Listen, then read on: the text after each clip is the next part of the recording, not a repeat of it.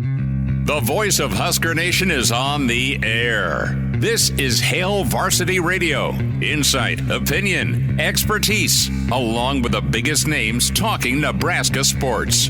Join in with the show at 402-489-1240 or 1-800-825-5865. Now, here are your hosts, Chris Schmidt and Elijah Herbel.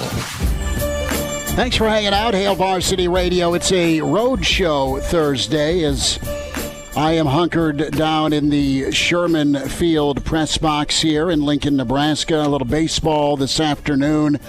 Didn't quite have enough gumption to give the full Harry Carey tribute where I'm shirtless in the bleachers for baseball. That would have had me removed. But Junior is back from the... Well, he's back from the doctor's office, and I don't know if he's playing tonight, but his team is playing the reserve baseball matchup today, Southwest and Pius X. So I'm here at Sherman, going to try and be a good dad, air quoting, as Elijah and Connor are grinning. The gents are back in studio. Elijah Herbel, Connor Clark, great to be with you on a Thursday with Hail Varsity Radio. Numbers to get in, 489-1240, 489-1240. Or you can always email the show, chris@hailvarsity.com. Find us all on Twitter at Schmidt_radio, at Herbal Essence for Elijah Herbel.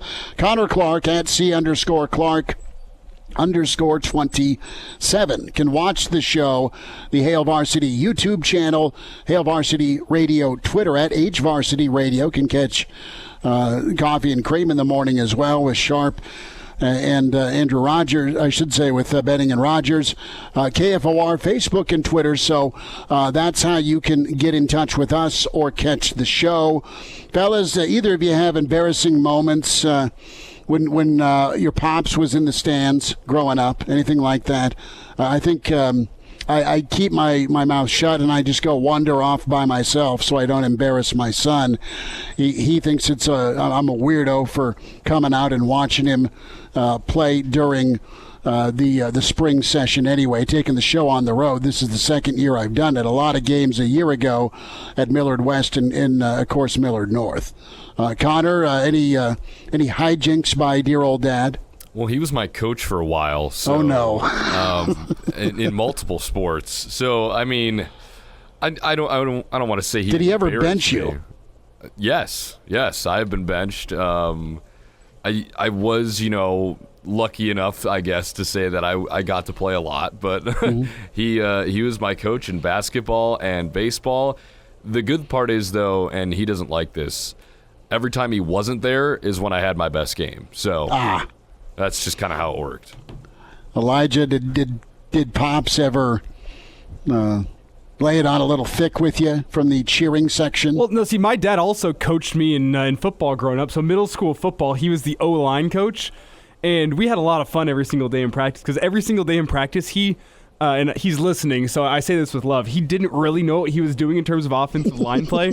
So what he did was just it's simple. In middle school, you just have to be able to push more than the other guys. So we just every single day go spend I swear to God, 40 minutes on the sled where we just line up as an offensive line, just go push it all up and down the field. That was his strategy of building a high-level offensive line. And guess what? We won the city championship that year. So thanks for that one, Dad. But no, in terms of getting benched, that didn't happen. The one funny one that I can say that we still laugh about years later was my freshman year of high school. I broke my ankle 2 weeks into fall camp. So I was out for the rest of the year for football. And I was I was in the marching band my freshman year too, and I was also disabled from that one because of a broken ankle. You can't really march. So what they had me do was in my walking boot, I'd go stand at the back of the marching band performance, and they had these two giant props, and my job was just to run these props. They'd spin around. They'd have different frames on them, and I quit marching band after this. We got our trip to Hawaii the following summer, and I quit marching band because of how awful the experience was, because the varsity team was playing Pius one game, and it was a really windy day, and the wind caught my prop in the back, and it was on wheels, and it just started blowing down the field, and you have me in a walking boot trying to chase after this thing and catch it. The whole Pius student section is laughing at me. My dad's across the field unable to help me as my prop blows away.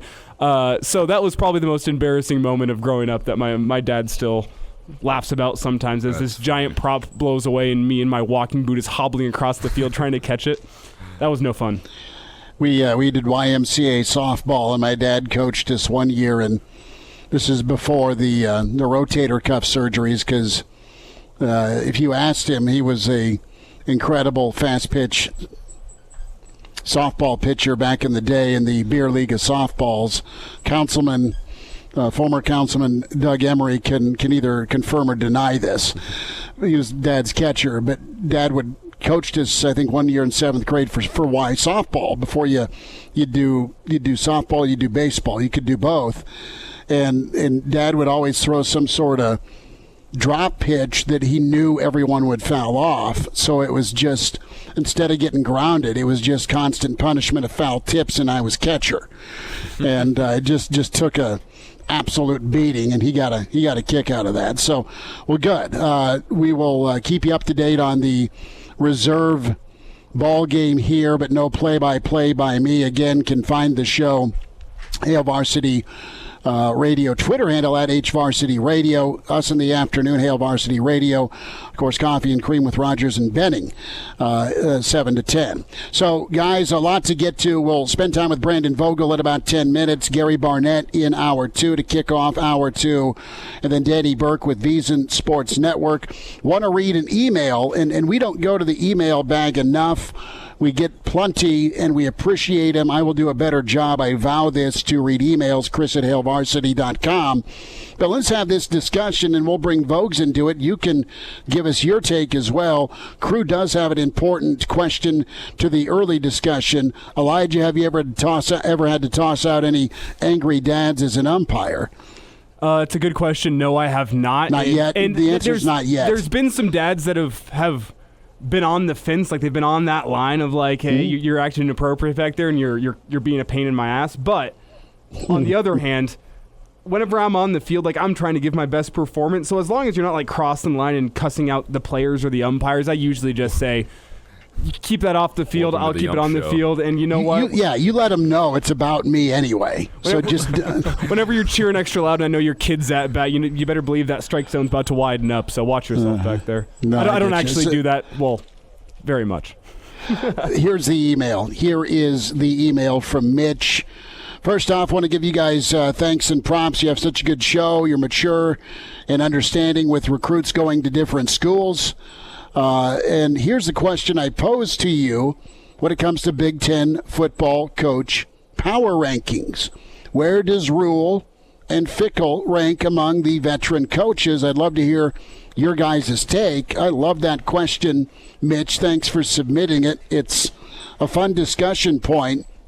And when you look at coaching power rankings, listen, we're going to just go with 14 because UCLA and USC have not moved into the neighborhood yet. I think we've talked to enough coaches over the years, and I believe them when they say the Big Ten is the best coached league. I firmly believe that, not just because of the head coaches that are there, but also a lot of the staffs are top-notch. And you don't have as much turnover. I mean, you may have a little bit of turnover here or there at Michigan or Ohio State, but there was more so under Urban Meyer's staff, to be quite honest with you, when I think of some of the coaching staffs that were in flux every 2 to 3 years.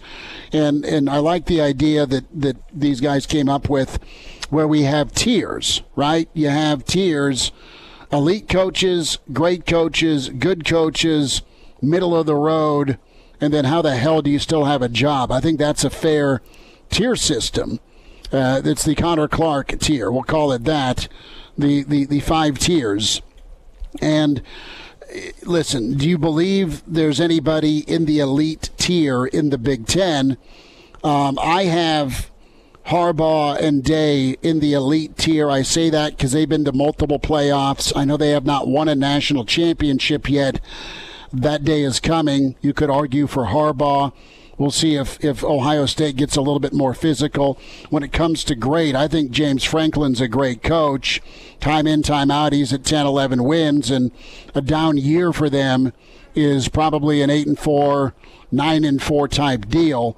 But I think you have more coaches in that good tier than many conferences in college football. I know the SEC is pretty loaded in the West, but and overall. But I think Bielema is a really good coach. I think Ferentz is a really good coach.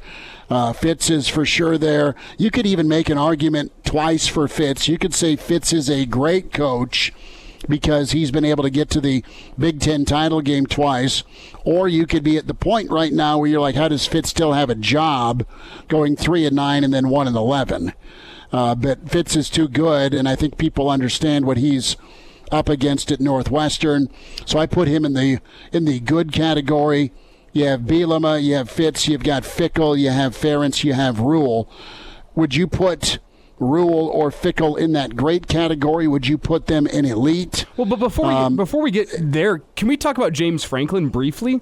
Sure. You don't think he's great? I might make an argument of James Franklin being in that elite category as well, and I might get some flack from you guys. You absolutely can. Because the problem with Penn State is the fact that they haven't gotten over that threshold. They haven't made it to a college football playoff. But when you look at where the program was before James Franklin took over, and where I really think he finds that elite category is with his development. Look how many guys he's put into the NFL, and guys that are playing at a super high level in the NFL. With Saquon Barkley, you have Micah Parsons, Jahan Dotson, Chris Godwin, Pat Freiermuth. Like, the list goes on and on of Penn State. So why is he not he may have won a league title, but he's not gone to the college football playoff. He's been there, fellas. Right, he's been right there. He's beaten Ohio State, and then he's stayed in that zip code of Ohio State, but now they've fallen back a little bit. They had a window to supplant Ohio State, and they just fell short. And now there's a little bit more of a gap between Ohio State and Penn State, honestly, right now. You're right. He gets a lot of development, but I think he gets – Micah Parsons a 5-star. He's starting a 5-star quarterback this year that's a freshman that's probably going to win him 9 or 10 games. So he gets the talent in there. They don't squander the talent, but I put him at great versus elite just because – he had a chance about 5 years ago to be the dominant program in the Big Ten. Michigan's rose up, and Ohio State's reestablished themselves over Penn State. But that's a good question. Well, I guess Connor then becomes the tiebreaker because I have him in elite. Schmidt's got him in great. We're trying to find a Hail Varsity Radio list. We're going to put it up on Twitter later so you can come argue in our replies on Twitter later if you'd like to. Connor, where do you have James Franklin? I have him in the great category right now, but I definitely... you're not wrong, Elijah. You could honestly probably flip a coin and put him either in elite or great. Right now, I have him in great. I also have Jim Harbaugh in great. I don't have him in elite. All bias aside, that's fair. That's totally fair. Well, it's hard for me, and I get it. Michigan has been awesome the past couple of seasons now, especially at football. They haven't not been good since he's been there. But when people are calling for your head about your job, I don't know if I can maybe push that threshold. Plus, they lost to a TCU team that should they have lost to them? I don't know. Absolutely not. Maybe this is me being a little bit harsh on Jim Harbaugh and Michigan. I also, and this is I'm just kind of reading off some of my other ones too. I have Fitz at middle of the pack right now, and it pains me to do that as a Northwestern guy. But I agree with you, Schmidt. I think you could put him either, depending on who you ask, from the great all the way to the middle of the pack category, because you look at how do you have a job? You could do that too, because you look at the past body of work, and the kind of 2010s, I guess, has been his decade when it comes to Northwestern football. It was the greatest decade of Northwestern football historically ever. But I kind of weigh that in, but you also weigh in the recent results. They've been good. They've also been really, really bad. So I think you have to factor that in as well. Right now, for the two new coaches, Rule and Fickell, I'm putting them in good right now. That might be kind of a conservative pick. I think they could move up. It's probably low. It's low. You could make an argument for Fickell being in the great because he's been to a playoff, and he's been to a playoff as a group of 5. Yeah. You could make an argument for Rule in the great because of the rebuilds at just dumpster fires where he was at, and he didn't get to a playoff, but he was right. He set up Baylor for the playoff, and he got Temple to some pretty high heights. So if someone says Rule and Fickell are in the great category, I'm not going to disagree with you. Right now, as they enter in to a program that's not far off from being really good in Wisconsin, they've stepped back. I think Fickell's good. I think Rule's good, but they got a chance to be great sooner rather than later. Well, I think, too, and a part of me is just weighing in, they haven't coached a Big Ten game yet. Exactly. And I get, their past resumes are great, and I'm not going to dispute that, but I weighed that into what I picked as well as, Big Ten success as well. Obviously, they haven't coached a game of the Big Ten. I'm kind of going off of what they've done so far at their respective schools. But, they could easily move up to that great category. But before we get out of here, what I have locked in stone here, and you guys can tell me if there's any other names I should get locked in stone for our list. Harbaugh and Day in elite. I put James Franklin in great. Down in good, we have both Fickell and Rule. I think in middle of the road, we have Ryan Walters of Purdue. I don't think we have any disagreement there with his. Bielema in good. Should we put Bielema in good? That's what the question before we get out of here. I was even thinking Bielema in great. Farmer in good. He took him to a bowl game. Can we put Bielema in great? That's the question. He could. He didn't have any bad seasons at Wisconsin. Arkansas was a different story, but in the Big Ten, he has been great everywhere he's gone in the Big Ten. I think you have a good argument there. That's Elijah. two. I think that's two. Okay. I think that's good enough to put Bielema in great. Okay, I think we move the pig farmer up. Just don't make him run out of the tunnel. That would hurt everybody. How do you still have a job? Are we in agreement, Tom Allen? Tom Allen. Yeah. That's the only Big Ten coach down there. Yeah. Brandon Vogel's on the way. Great to be with you on a Thursday. Hail Varsity. We're presented by Currency. And now, back to Hail Varsity Radio.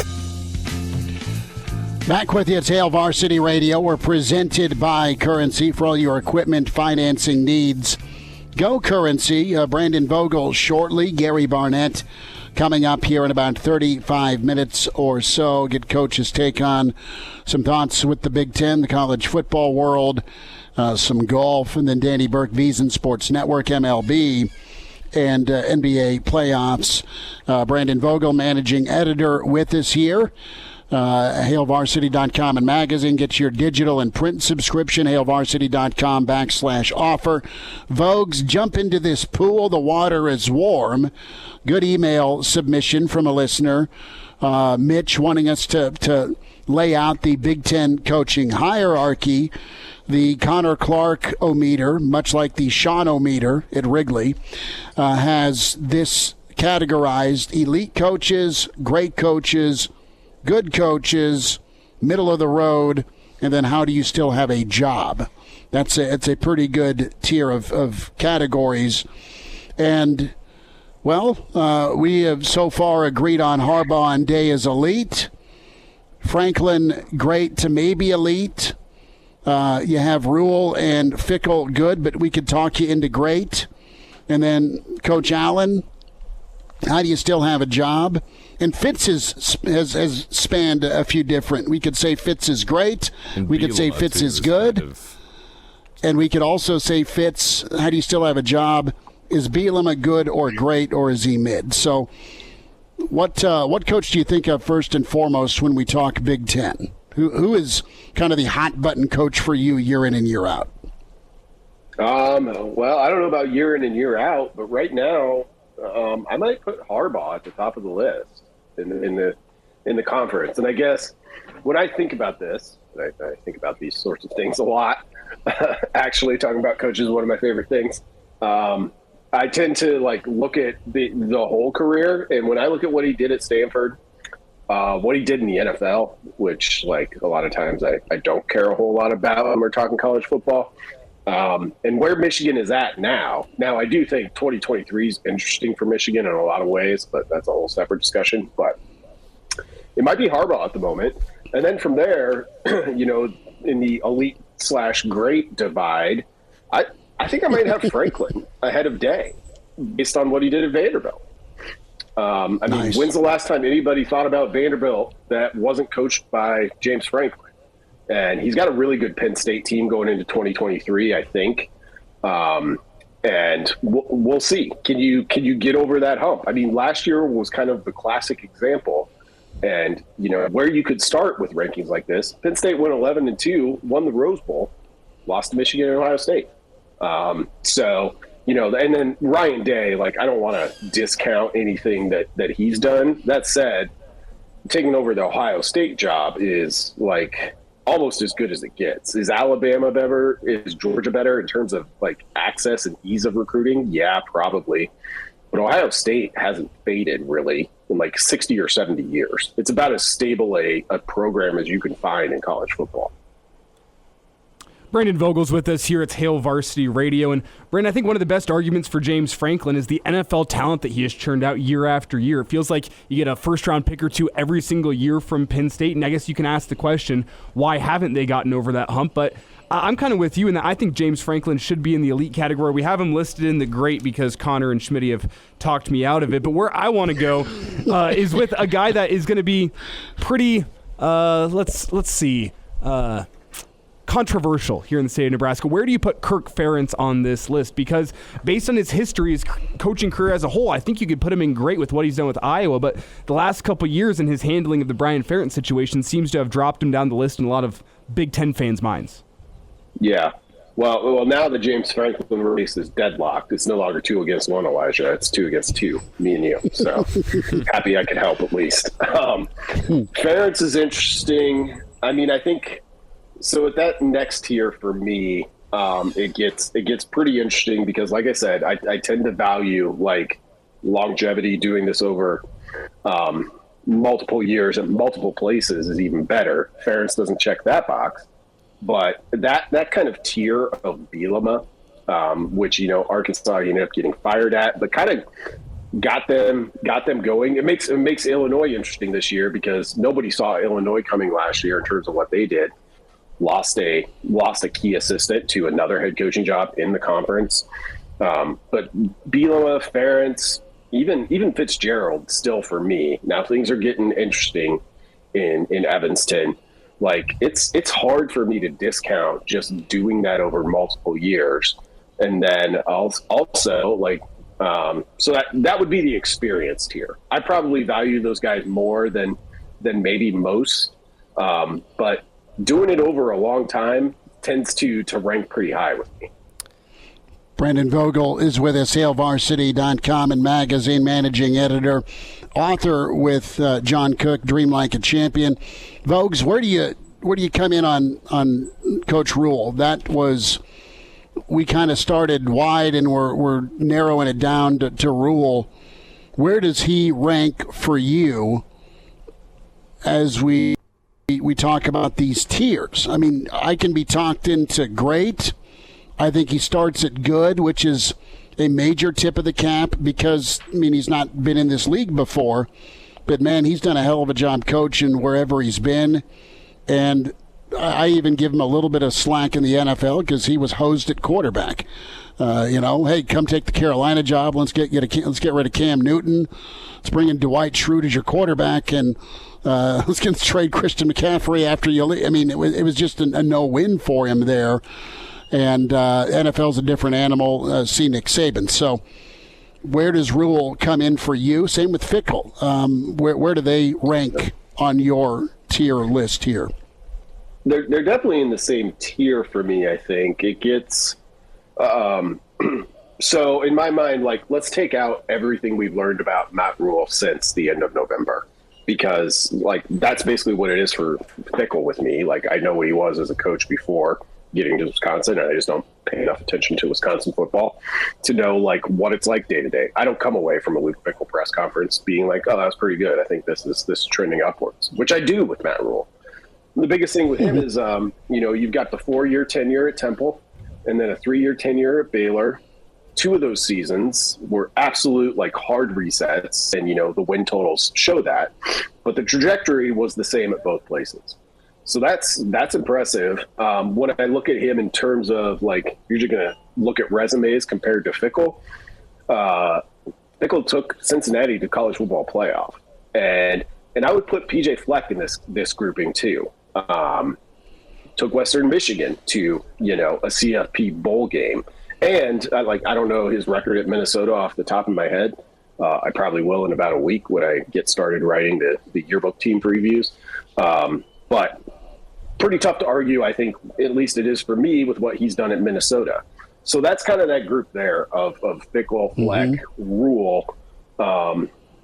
don't have the longevity of some of those guys we mentioned in the previous category, which isn't a slight. Doesn't mean that, they're wouldn't be in more demand on the coaching market, because I think a lot of them would be. But I just kind of go by like, what can you stack up and what can you prove? And so Rule would be in, I guess, that good, really good category. Let's get a couple more seasons. And I think I feel very optimistic about where he'd be if we have this conversation 2 years later. Brandon Vogel's with us on Hail Varsity Radio, and I want to go back to that Fitzgerald conversation here for just a second, because there are so many places that we could put him on this list, and he's probably the most difficult one to read, and the one that I guess the footprint that I've been ranking these coaches on is more so on Big Ten success rather than overall. Yep. And Fitzgerald has been on both ends of the spectrum, and not a very long amount of time, so could you narrow the path for us maybe just a little bit on where to put Fitzgerald in your mind?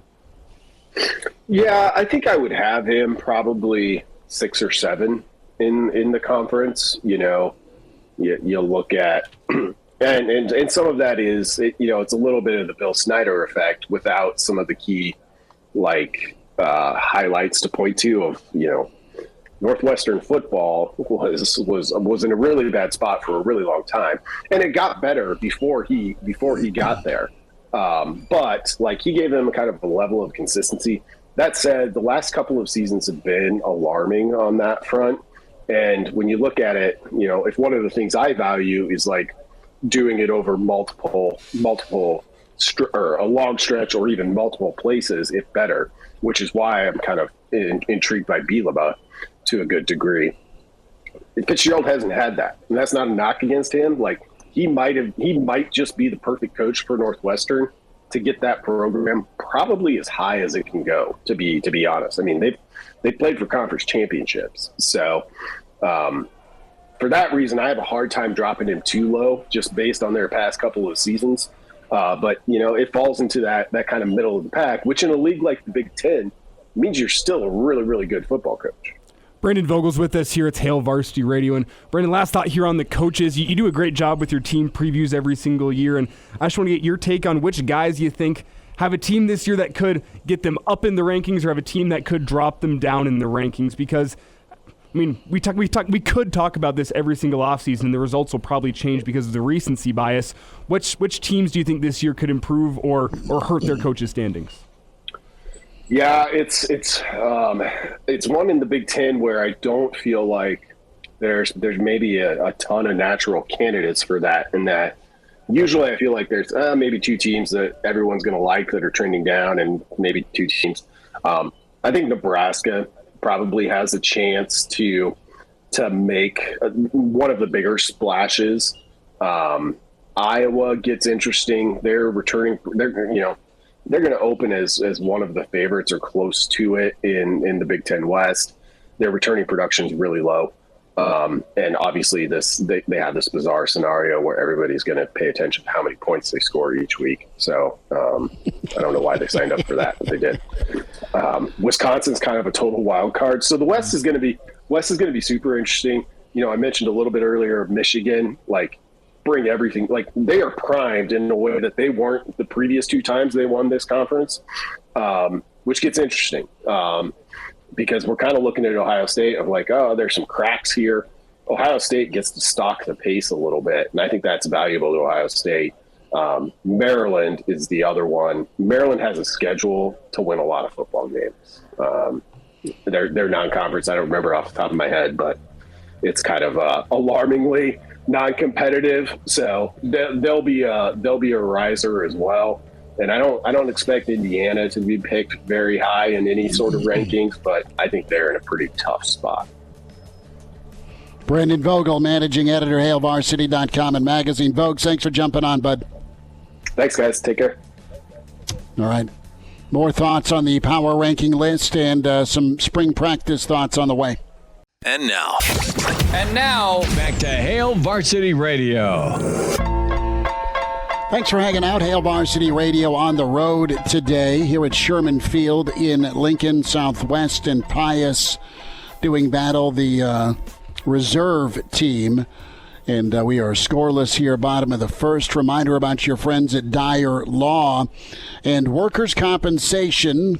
If you're confused about the options you have for workers' compensation, that claim, put your trust in the team at Dyer Law to ensure your rights are protected and you get the settlement you deserve. Call Dyer Law, the team today at 402-393-7529 or visit Dyer.law to chat with trusted professionals about your worker compensation claim. That's Dyer.law, Dyer.law, 402-393-7529. We are putting a bow here on the email bag that started us off the show. Mitch wrote in, we need the Big Ten coaching hierarchy. What's the pecking order? And the categories are these: elite coaches in the Big Ten, great coaches, good coaches, middle of the road, which is still a good coach in any other league, and then how do you still have a job? Have we come to a consensus, fellas, on where we're at? I know there was a couple of questions. Well, I've got the list written down here, so you guys chime in here if there's any disagreement here, but this is what I think we have agreed upon. Elite is Jim Harbaugh and Ryan Day. Do we want to move Franklin up after hearing Brandon's argument, or do we keep him in great? That's the question. Well, the two coaches that are in elite are the two coaches that beat him every year. That's true, and that's a fair point. So I am comfortable with keeping James Franklin in great along with Brett Bielema. Those are the two I have in great. Was there anyone else we wanted to move up into that great category? I think Bielema is good. He isn't great. Yeah, I'm kind of swaying back too that soon. way. Well, then the list of good is just crazy full. So I guess that's what makes this league so tough every Saturday. Okay, well, because you got just a boatload of really good coaches that can trend to great. To be honest, I mean that's right. Depending on your year. I mean Rule and Fickle. I'm more of a body of work versus conference because aside from Day and really that's about it. Everyone else here has come from some other program. Well, right? my argument for Bielema could also be against Bielema, just the fact that whenever he's in the Big Ten, when he's near the recruiting hotbeds that he knows, he is a great head coach. But I guess the hallmark of a great coach is the fact that you can go anywhere in the country and still be able to succeed there. And I think that's what puts a guy like James Franklin in my mind up in the elite category. But if we want to have Bielema in good, I am more than okay with that because I see the argument and I have no qualms with that argument. I think he belongs in good more than he belongs in great right in now. the good category, we have Bielema, Fickle, Rule, Mel Tucker, Mike Loxley, PJ Fleck, Kirk Ferentz, and then the one that I think I move Tucker down to middle of the road. Yeah, I agree. Okay, we can do that. I have no problems with that. I screwed that up on the initial online tier rank. And then Pat Fitzgerald. That's the one that we still have not locked in yet, and I don't think Brandon gave us a lot of care. Let's give him the happy medium. Let's give him good. Good? I wouldn't mind having him in the middle of the road either, just based on the past 4 seasons. But when you look at the entire body of work, I mean, he's had coach. the most successful Northwestern football seasons in the history of that school. I mean, he's building them a new stadium here in a couple years. Yeah, if he'll be around. And he got him lakefront property. Lakefront property with the facility. Okay, we can keep Fitzgerald in good. That leaves the middle of the road as Ryan Walters, new coach at Purdue, Greg Schiano, and Mel Tucker, and then the should be unemployed. Loxley's middle of the road. You have Loxley's middle of the road. I had him as good, but we can move him down as well because it's kind of the same argument. Get me 9 wins at Maryland before I move you to good. Fat Ralph got you 10. I can get down with that. And then should be unemployed, we have Tom Allen. Do we have any other coaches that should be unemployed? I don't think so. Not yet. There's still a season. If Ryan Day loses a third straight year to Michigan, let's hold the phone calls from Columbus. Well, I wouldn't say he should be unemployed, but he should be listening to his agent and see if there's any schools or NFL teams across the country that have a head coach opening. So hold on. Before we jump off of this, are we throwing in USC and UCLA into this or no? No. We're not going to put it in the list. I will say, from my eyes right now, if you're going to add them in, say a year from now, I think you immediately put Lincoln Riley into elite, and I think you'd probably put Chip Kelly. I think he's great. You think he's great? Well, look what he did at Oregon. Yeah, absolutely, he's great. But he's just been good at UCLA.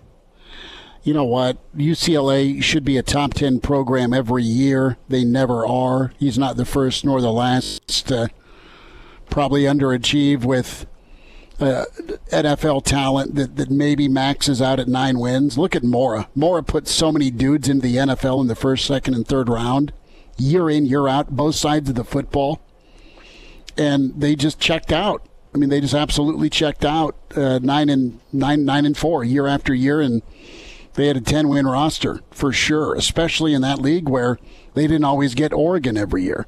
Let's talk spring football for a moment. Tony White was with the media today, and Coach White talked a little bit here about installing his defensive scheme and that tight wire active installation, yet keeping players free to learn the new defense. You don't want to do paralysis by analysis here. You don't want guys to be 3 steps slow because they're thinking about what they're supposed to do. Unfortunately, if you're Nebraska, this 3-3-5 is probably pretty intricate. So I think he's going to, I don't want to say dial it back, but I think there's some simplification that you want because you have some athletes, you have some speed, and you guys want to, you just want guys to just go make plays. I think that's one thing Bill Bush did when he came in last year that was fantastic. Bill limited the scheme or the calls or how intricate things got and just said, go play fast, go play physical. And Nebraska cut down on their calls. I remember players talking to us last year about cutting down on the calls or making the checks much shorter, and they went and played. And I think you saw the exclamation point to it against Iowa, where Nebraska in that first half really did a marvelous job of bringing some edge blitzes. Vaugh did a marvelous job that final game of his career where he rose hell, man. That first half with a couple of sacks, a strip sack that put Nebraska into really good field position for the offense. So, you can simplify, and if guys know what they're doing and can play fast and furious, you don't have to be a rocket scientist with it. That's kind of my take, and you're going to need to find that sweet spot here with the 3-3-5. Oh, sorry, Con. I thought you had something there. Oh, no. That's all you. Well, with Tony White, what he kind of talked about today, and I think we'll get into this after the break as we're kind of up against it, was just the versatility of that defense and what they're showing here in this spring with the fact that, I mean, I can't tell you how many times he said, yeah, we're putting guys everywhere and seeing where they end up because it's on me to make these guys shine. X's and O's is one thing, but it's on the coaching staff right now. Like, we need to figure out where these guys are going to play best, and we do that by putting them all over the field and seeing where they're going to shine. Well, that helps the coaches make a determination, and why not dictate on the defensive side of the ball from a matchup standpoint, right? You see offenses do it all the time. Let's get somebody in motion, or let's get Trey Palmer in the slot, for example, and let him wear somebody out in the slot. Well, why not flip it around defensively and put your best pass rusher on their weakest link on the offensive line? Or put somebody at that linebacker spot to come off the edge. We'll wind down Hour 1. Hail Varsity Radio on a Thursday. We're presented by Currency. And now, back to Hail Varsity Radio. One final time this first hour. It's Hail Varsity Radio. On the road today for me at Sherman Field. Pius and Southwest, a twin bill, so catching juniors ball games today. Elijah Herbel, Connor Clark back in studio. Reminder to get buckled up, hands on the wheel, eyes in mind. Straight ahead, the driver has one job: to drive. A message from the Nebraska Department of Highway Safety Office. A little bit more here on Coach White and the black shirts scaling back a bit of scheme, trying to get the kids to just go play. He wants them to be a little bit more cleaner and more efficient to see guys really play. But Elijah and Connor, they really focused in on, it's been a topic anyway, with tackling and pursuit angles and just finding positions where the where the players can perform. But they're still feeling that out. I love the versatility, just so you're not overthinking it. I think that's important. I don't know that that's a concern, but just know you can really get an advantageous matchup come third down or first quarter. You just go back to the Syracuse defense against Minnesota.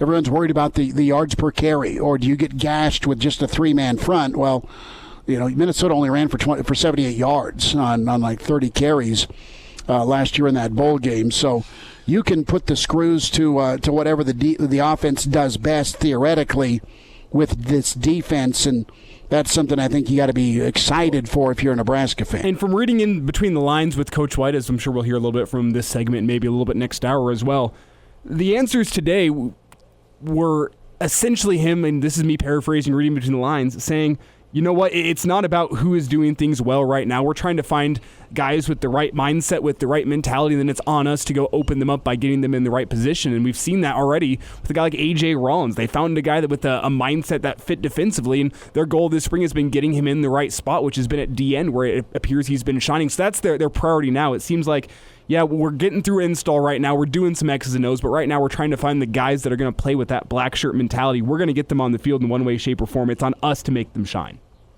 Let's hear a little bit from Coach White, cut one, and just laying it out there. It's on him to get guys to shine on the defensive side of the football. The young men are doing everything that's asked of them. I have to be better, in terms of making sure that this is the stuff that we're going to run.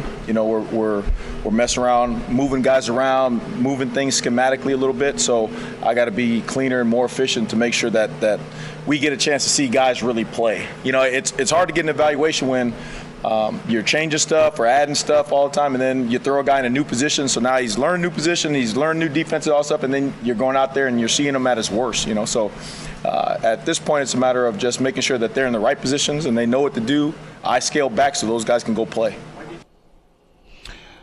Nebraska defensive coordinator Tony White, Mr. Tony, weighing in there on getting guys to shine. I don't know that we have time, but we'll have some more time in the second hour. Gary Barnett will kick us off. His thoughts on the new Big Ten commissioner, thoughts on the fullback usage in Lincoln, how that's going to look here this fall, and how about getting that cornerstone recruit? How long does it take a program to make an impact? Is it the vision that gets a kid in, or is it the proof on the field? Is it the wins that get the talent to campus?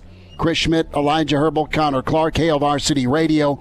Hour 2 on the way. We're presented by Currency. The voice of Husker Nation is on the air. This is Hail Varsity Radio. Insight, opinion, expertise, along with the biggest names talking Nebraska sports. Join in with the show at 402-489-1240 or 1-800-825-5865. Now, here are your hosts, Chris Schmidt and Elijah Herbel. Back into it. It's Hail Varsity Radio, Hour 2. We're presented by Currency. Hall of Fame coach Gary Barnett with us. Coach, what'd you think of the Masters? Let's start there. Did you enjoy Masters Sunday? Yeah, I did. I tell you, that Saturday, that was about as much rain as I've ever seen guys play golf in. And I was just amazed they got it all in by the end of Sunday. And, it's sort of good there wasn't a lot of drama there at the end, because if it had gone, extra holes, then they probably couldn't have finished on Sunday. So it was nice to see him finish. Rahm just played spectacular. The eye of the tiger, boy, that guy's got it. I talked to a guy yesterday. In fact, he was a former Nebraska football player by the name of Rob Link, who's out of Boulder. Anyway, he marshaled the whole time on number 3. He's done it for 22 straight years, and he just said Koepka got tired. He said he could tell that walking all that, they're not used to playing that many holes on the tour, and as hilly as it was, and it is a hard walk. He said that their legs gave out a little bit, and Rahm was just a warrior all the way down to the end, and so it was a really good showing of the course and the whole tournament and how it was handled, I think. So, other than the boxing match that took place between all the live and the PGA people, but I thought it was a great event. No, I mean it was just a pleasure to watch. How does Gary Barnett handle slow pace of play? He doesn't handle it very well. He goes in. I was going to say, do you hit into the group in front of you, or do you send them a beer with a note saying, hurry up? That's a good idea. I haven't done that. I just try to avoid it as much as I can, but I don't do well with it. My game suffers. I'm just not built that way. So it drives me nuts. It absolutely does. So, and what happens is the guys I play with drives them nuts. So then they get upset. So then I get upset, and it's worthless. No sense doing that. But yeah, I'm not a slow play guy. I play real fast. No, I would not imagine you're standing over your ball to putt, taking 20 minutes. No, but I was interested to hear the reaction with how you communicate. Okay, Tony Petitti is the new Big Ten commissioner. What's your reaction? Well, I personally, I'm not in that world, so I don't know those people, but he's certainly got a resume that sort of fits the bill for what's needed today. 20 years ago, no, but now, yes, that's what you're trying to do. At least he's been in the sporting world, unlike Kliakoff on the Pac-12, who had really no sports background. It was just in something else, and so Petitti is at least he's been in it and knows the milieu and knows the business, and so I think it's a choice. I don't know. I mean, none of us had any idea, or at least I didn't, of who they might look at. We all expected him to maybe go to some former commissioner or some commissioner at another conference, or elevate a guy or something. But it's a new world out there now, and it has new demands. And I think you've got to hire somebody that's been in that world and understands those demands. So from the outside, to me, it looks like a pretty good choice. But what do I know? Well, that's just it. I mean, it's about TV dollars and positioning yourself for what's next, or being able to predict the future a little bit. I mean, Jim Delaney was phenomenal at that, and he was able to play nice with the chancellors and presidents because everyone got paid, and Jim was just as rock solid as it gets. Great foresight. I know Jim Phillips was they were trying to go get Jim Phillips, the Big Ten was, and I know he got passed over for Kevin Warren, and Phillips ended up at the ACC. And, man, Phillips, I'm sure you have a little bit of connection with him, don't you, from Northwestern?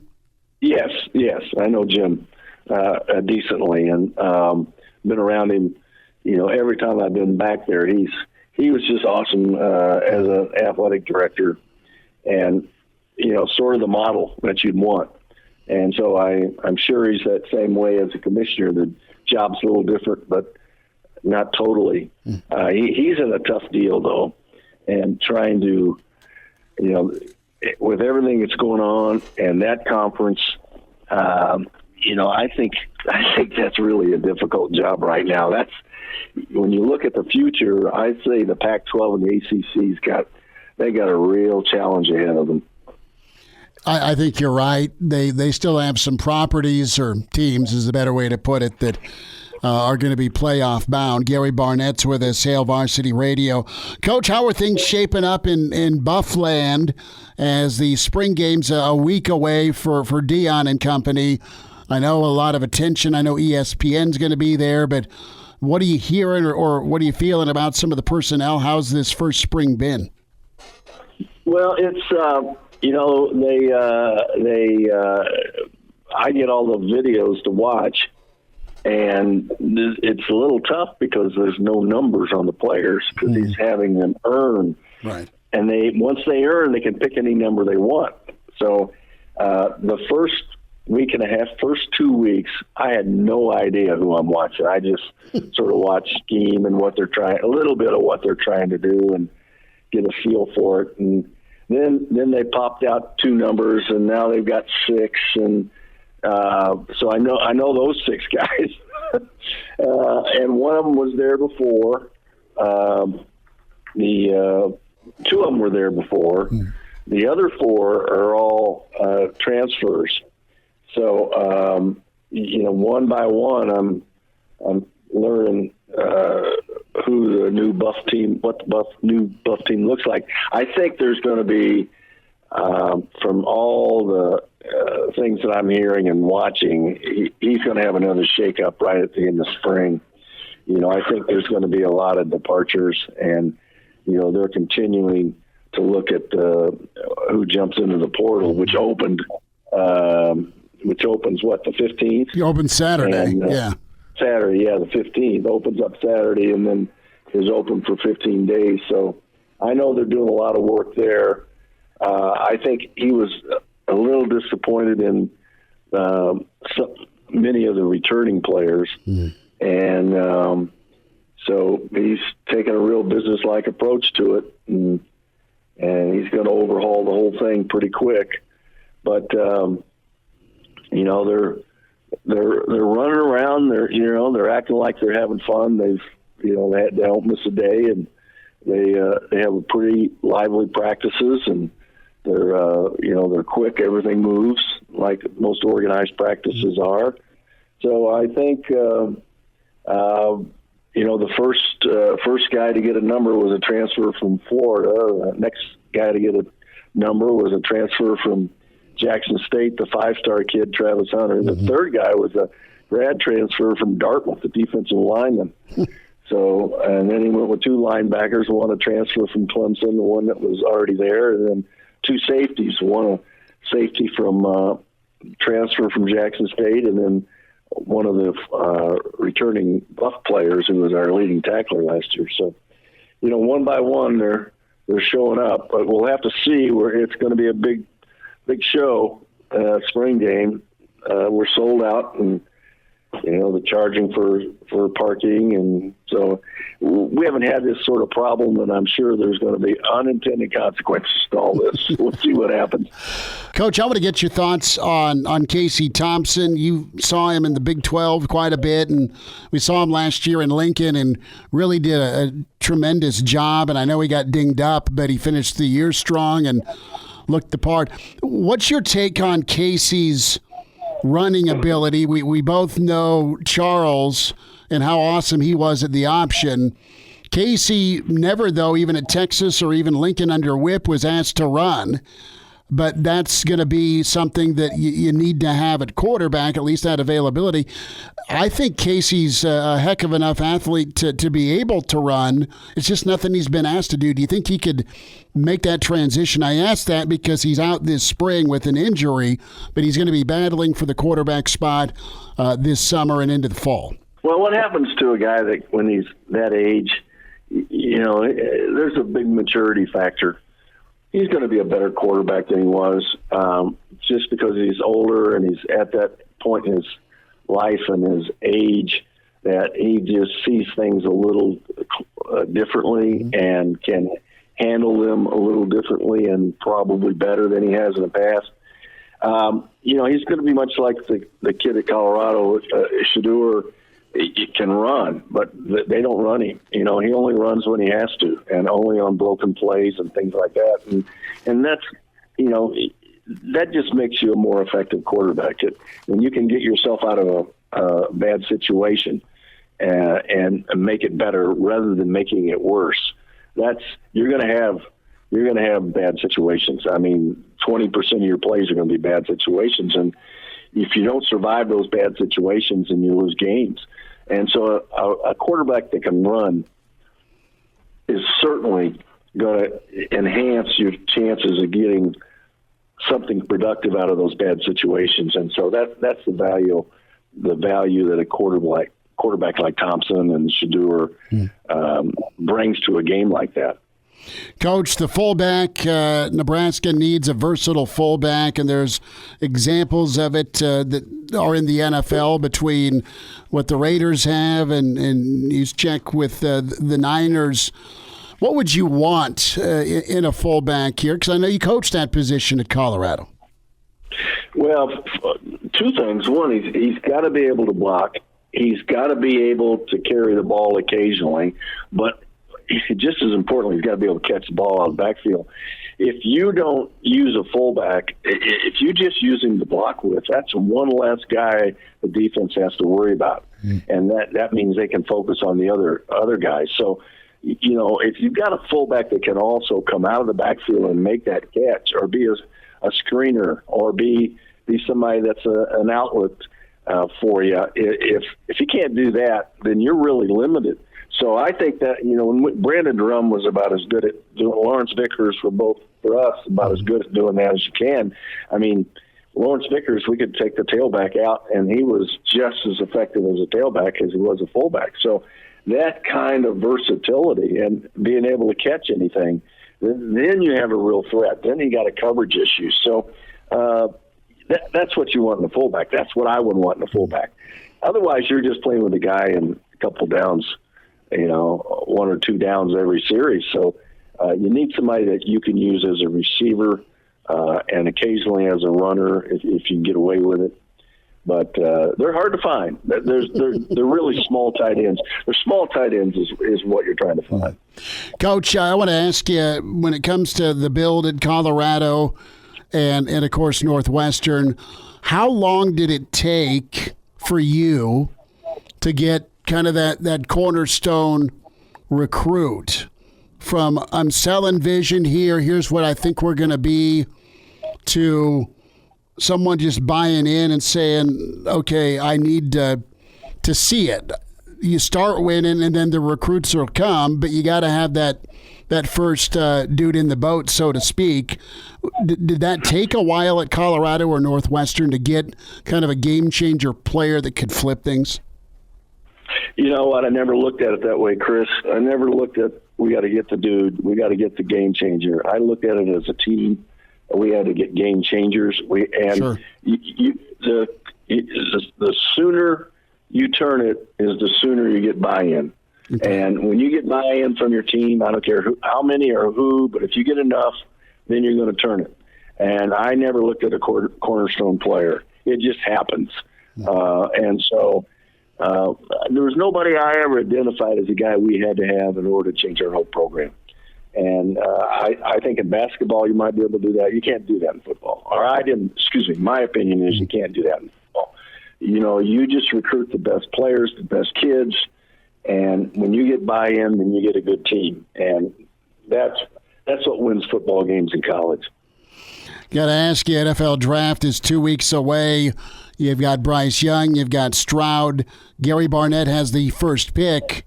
And maybe you don't go with either of those two, maybe you like another quarterback. But if you have to decide between those two, who do you like, Stroud or Young, at the next level?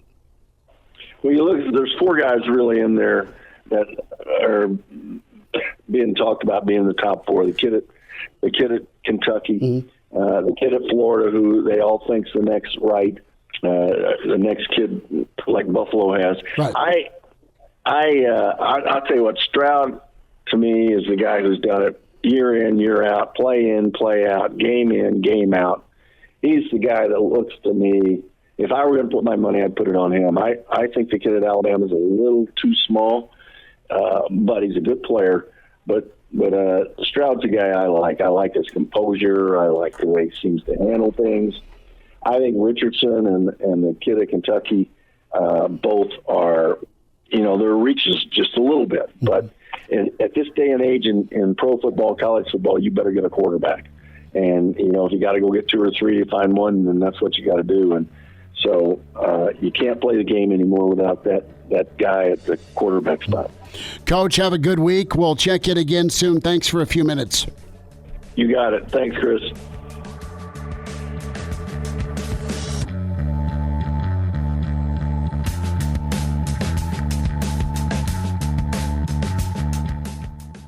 And now, back to Hail Varsity Radio.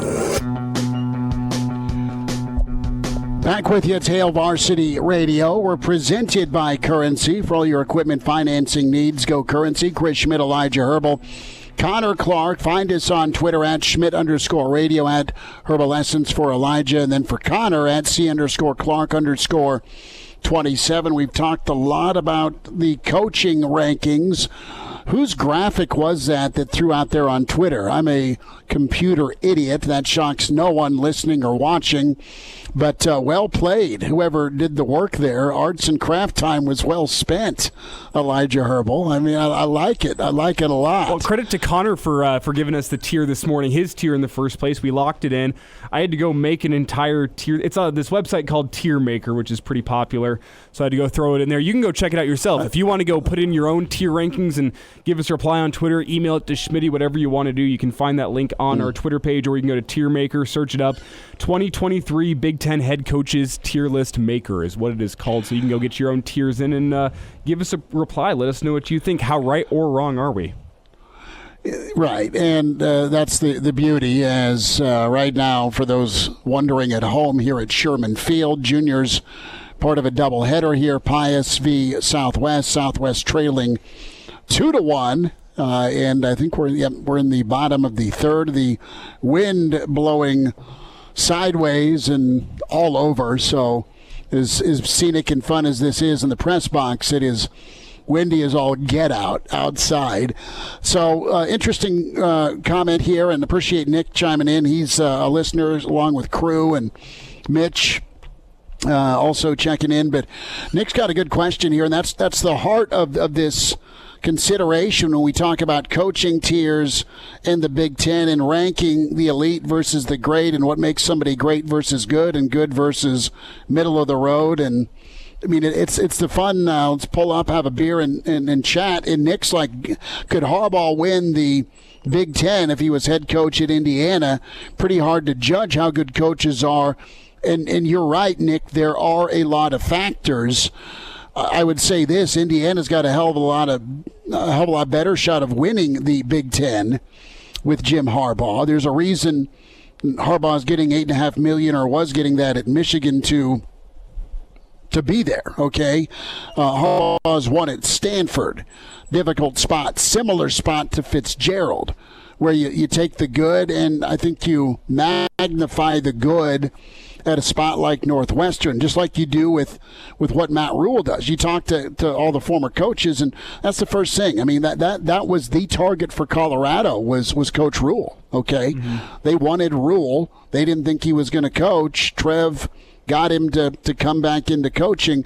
What Rule's done and how he did it at Baylor and Temple with what he walked into is incredible. It's hard to walk in and maintain a good spot. That's very fair. What Ryan Day is doing is, he's not wrecking the Ferrari, but the point is he's good enough to drive a Ferrari, right? So you can twist it a bunch of different ways. Kirk Ferentz, could he win 8 or 9 or 10 ball games a year anywhere else? No, I mean, he stayed, he stuck it out, he's built up, he's developed. In about every 4th or 5th year, they vie for a championship. Coach D'Antonio at Michigan State built up, had a run, and then eventually you hit a decline. So what I like about Harbaugh is he's adjusted. He still gets great players. He just signed a 5-star quarterback. But Harbaugh has done it with high-level talent, and honestly, about year 2 or 3, when he had a top 5 recruiting class, a lot of those kids either left early or opted out of bowl games, okay? So Harbaugh's done it with elite talent, but he's also developed some 3.5 or 4-star talent to be NFL prospects. They've lived up to the hype. I think Rule will do that in Lincoln. I think he'll get really talented players, but I think he'll also make some really talented players through development by a year 3 or year 4 in the system. Listen, they'll be able to contribute and play high-level football. I think Fitz has done that as well. I think you've got some really good developers in the Big Ten, because a lot of these programs are developmental programs. Listen, Illinois is not going to crank out 5 stars. Nebraska can be in the hunt for 5 stars, but it's going to take a lot to get a 5-star in Lincoln consistently. Ohio State and Michigan, that's the world they live in. Penn State, the same. Everybody else is trying to convince a 5-star or take that 3-star and turn him into an NFL draft pick. And back to the original point that Nick offered. I think Mitchell has a great point here, is that Harbaugh's an elite recruiter, great PR guy. Remember the Amazon series that really led to a resurgence of Michigan football after that? And he says, I think no matter where he goes, he gets to a playoff. I think that might be a little bit far, but whenever you look at the top 2 tiers of our list, I think any of those guys could lead Indiana to a Big Ten championship should those guys go off to Indiana, just because of the acumen that they've built. Ryan Day and Jim Harbaugh can say, I can get you to the NFL, and look what I've done the past couple of years. I can get you to a college football playoff, and if you're at Indiana, the players will follow. And then you look at Franklin and Bielema, too. I think those guys are proven that no matter what level they're at, they can go and win. They can bring in talent. They can develop that talent. I think that's the point of this tier list, is asking just whenever you throw away how good of a program they are, how good of a coach are they? And I think with these guys, all 4 of those guys could lead Indiana to a Big Ten championship, and that's not unrealistic to say. I think they could do it pretty quickly. That's kind of the point of this list, and whenever you get top to bottom, maybe I think it's funny we're using Indiana as the team here, because we have them included on the How Are You Still Employed with Tom Allen. 3 years ago, they're a 10-win football team, should have been in the New Year's Day Bowl. The big thing is they lost Kalen DeBoer. They lost Penix. There goes your wins, okay? DeBoer was gone 2 years ago. Penix was injured that year after COVID. So pretty interesting. Nick is admitting something that those who don't like Mr. PJ, the reality, and he is a damn good coach. And Vogel made a really compelling argument in case. Fleck has done it with some NFL talent, but he's also eyed some guys that were the fall between the cracks guys. They were either going to Western Michigan or Minnesota was in on him when no one else was. And I mean, Mo Ibrahim, I'm sure there were some programs that wanted Mo, but I mean, look how good a back he is. And when Mo went down with the Achilles 2 years ago, look at this. Look at how good Minnesota was to find a second, third. By the time they rolled in during the COVID year, they were down to their 5th team back. And that guy cranked out 100 yards. So there is some props that need to be handed out to this league. And it is as good as advertised, top to bottom. We're talking about Coach Allen. How does he still have a gig? He's 3 years removed from winning 10 games and finishing second in the East.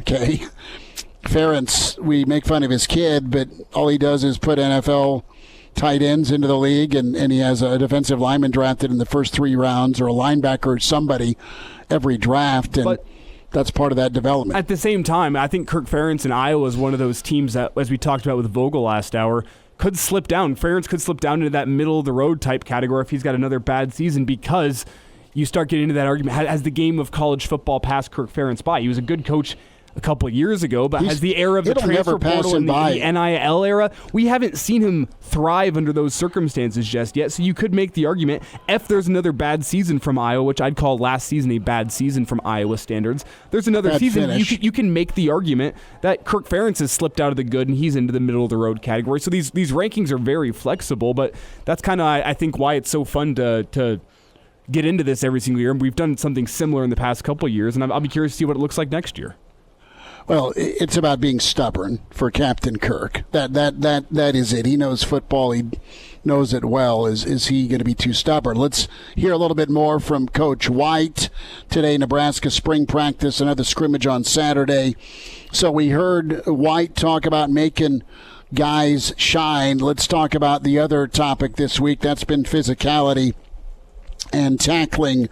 More from Coach White here on Hail Varsity. This is what we preach, period. Everybody top down. And that's the first thing we do every day is tackle. You know, and Coach, it's really cool because he's kind of an old school guy in terms of, hey, the game is won physically, right? And so we practice physical. So the very first things we do on defense is always getting off a block and knowing how to make tackle. Now that's learning the tackling form, how we want to do things, how we want to tackle, but also putting them in situations where they got to go tackle. You know what I mean? It's fun. It's cool to do it on a pop-up and then wait till the whole week and then play in the game and all of a sudden say, hey, go tackle somebody, right? No, we practice it every period. Everything we do is about the physicality part. So let's talk about a thing that has ailed Nebraska, and that is a consistent pass rush.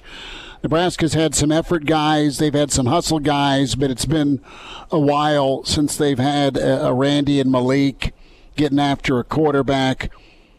Coach White let the media in on just what he thinks Nebraska has as far as getting after the quarterback. More from Coach after practice today. Oh, yeah, I mean, we've got a lot of skill. We definitely do. I mean, you got P. Will, Jamar, you got Chief, you got MJ, I mean, you got Kai, you got a lot of guys with a lot of pass rush ability, but again, it's fun to watch them when we get in those situations, but you got to get them in those situations, right? You got to get them we got to get them to stop the run and then get them in the third down. Amen. Dude, get them into 3rd and 9. It's so simple. And then go kill their quarterback. What were you saying, Connor? It's so simple. I mean, come on.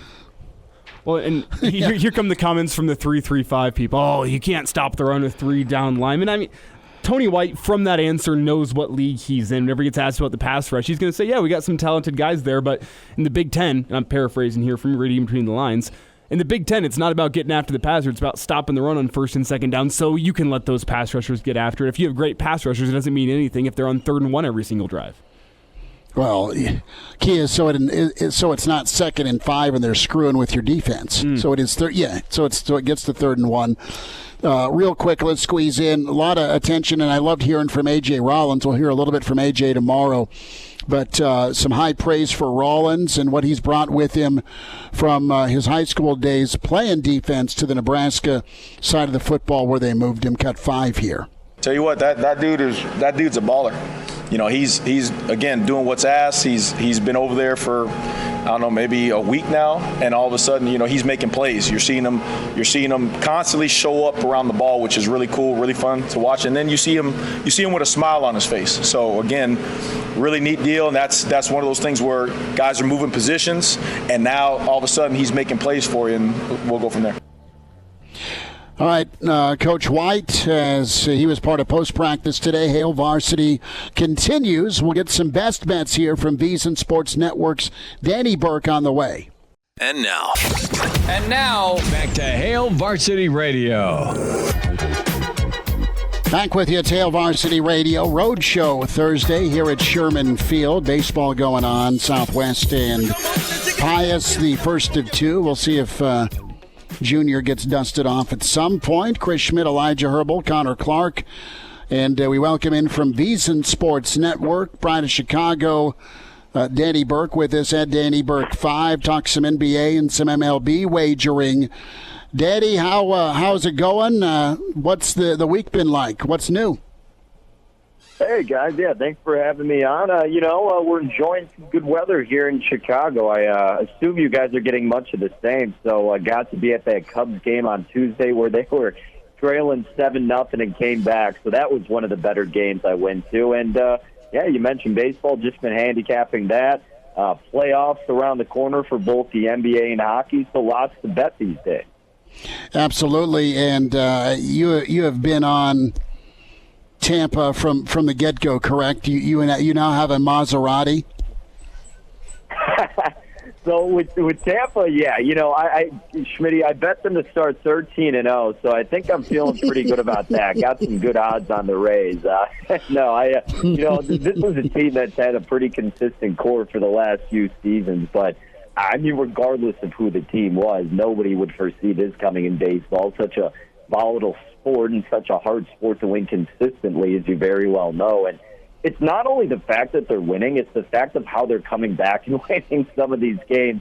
Like today, for example, they came back. And even I got some buddies who are more casual bettors are now just like, yeah, I saw the Rays were trailing like by a run or two, so I live bet. I'm like, they're not going to lose. Like, everybody just thinks they're indestructible at this point, which they're playing like it. But, of course, at some point you got to think they come back to reality. But, man, it's been nothing short of impressive. Danny, you probably know this better than me. What was their win total set up before the year, and how are you feeling about that right now?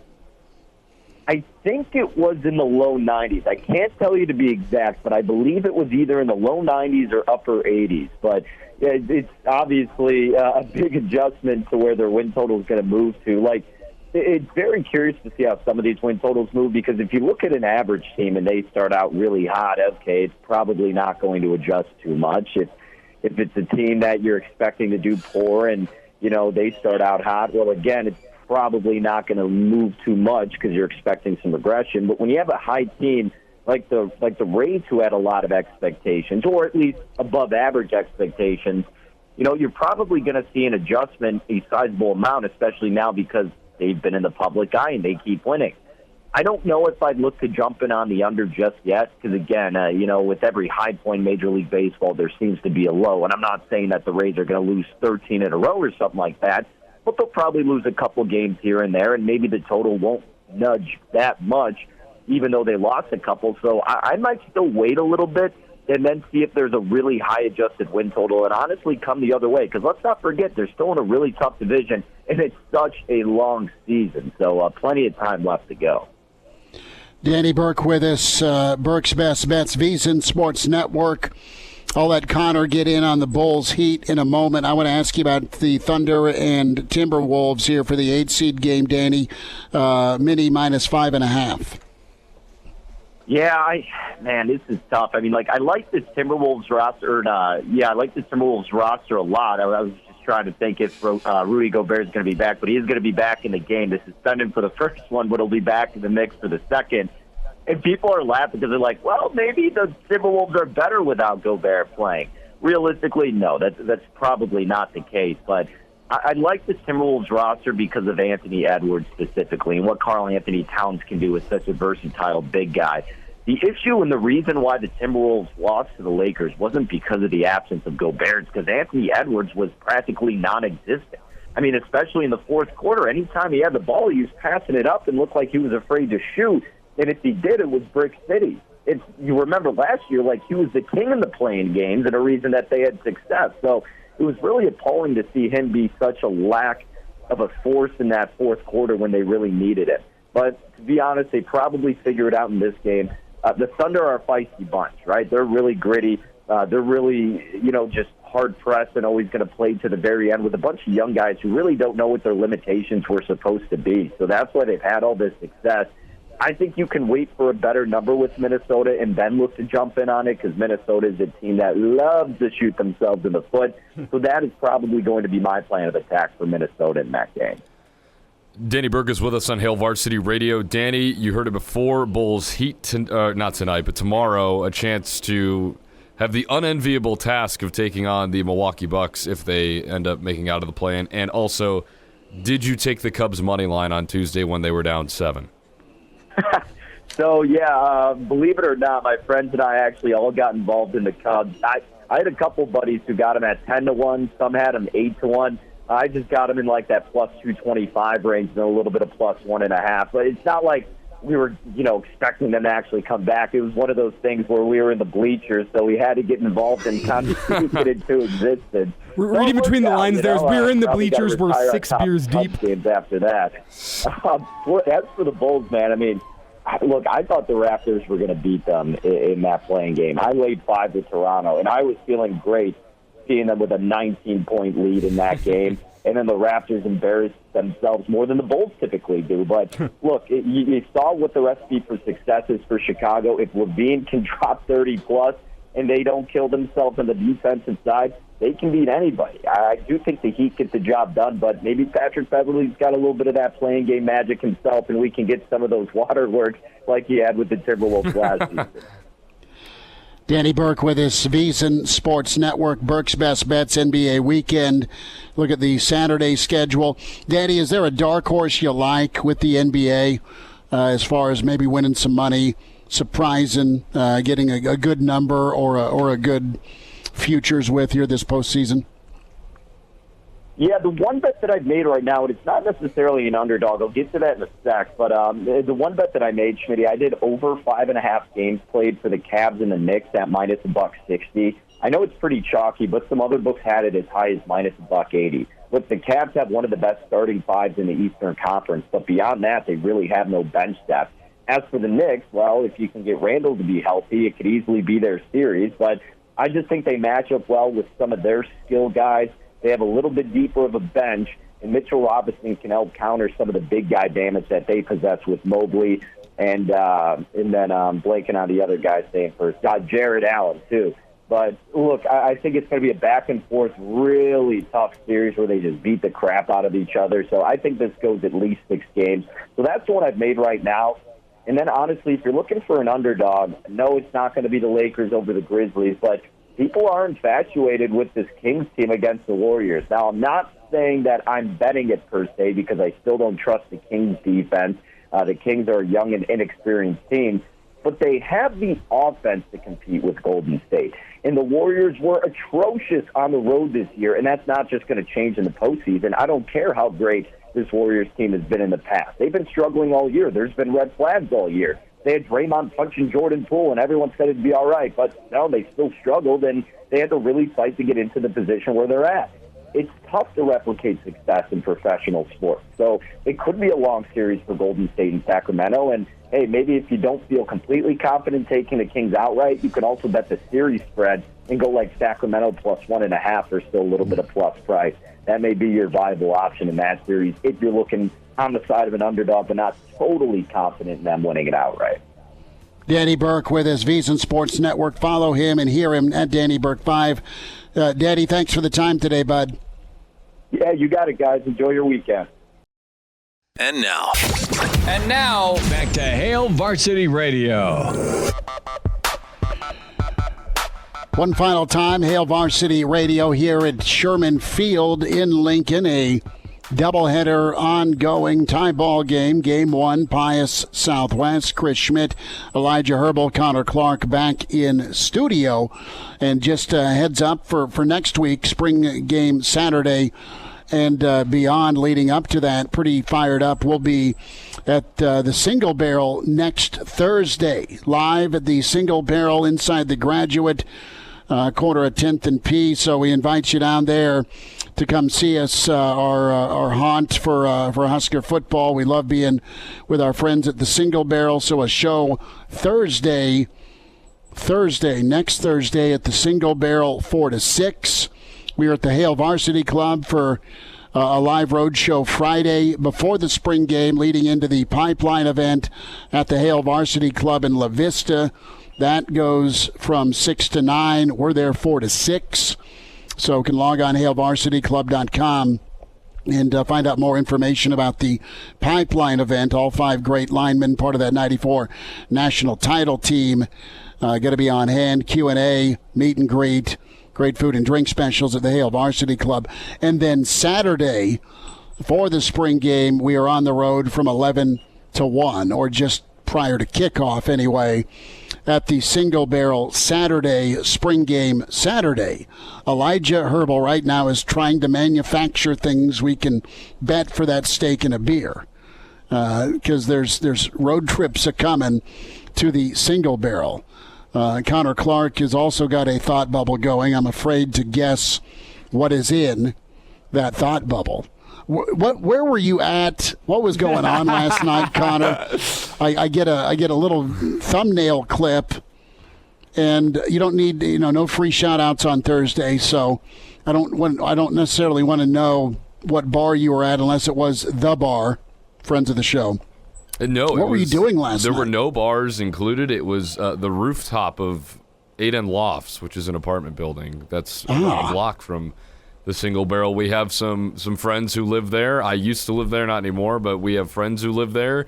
We had an You weren't asked to leave, were you? No, I was not. And we had an intramural softball game. We won, and we're like, hey, it's nice out. We should have a cookout.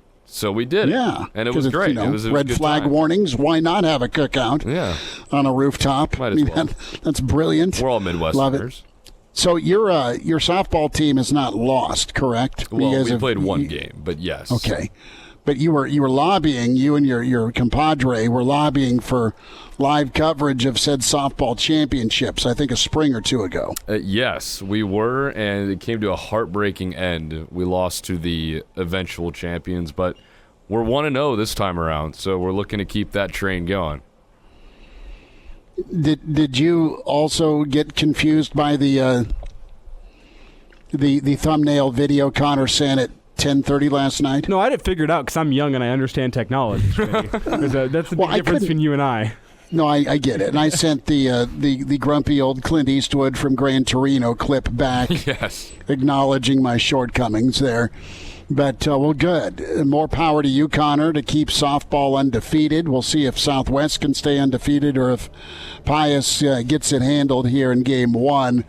Elijah, plans tonight, bowling or no? Oh, no, going to bed early because I'll be seeing you bright and early for the KF4 morning show tomorrow. That's right. Elijah Herbel has been either blackmailed or roped in, one of the two, for the morning show on KFOR here locally in Lincoln. So that's awesome. Big thanks to Brandon Vogel and Gary Barnett and Danny Burke. Spotify, iTunes, Google Play is where you go for the podcast. Can do the whole show or whatever segment you want to hear. A lot of fun debate and discussion when it comes to the coaching tiers in the Big Ten. Who's elite, who's great, who's good. And then there's the rest. We had a fun discussion all show with this. And we will talk to you tomorrow at 4 on Hail Varsity.